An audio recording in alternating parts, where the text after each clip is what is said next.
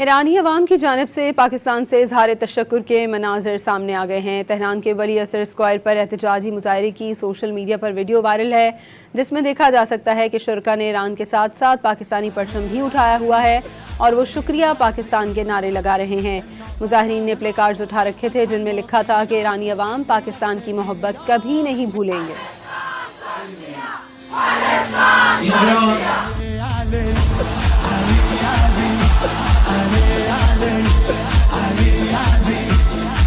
إنا فتحنا فتحا مبينا ای دستگیرا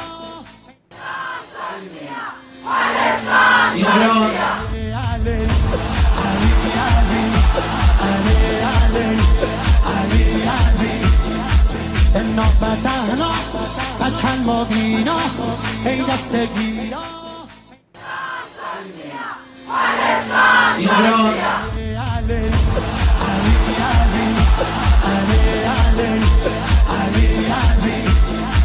إنا فتحنا فتحا مبينا ای دستگیرا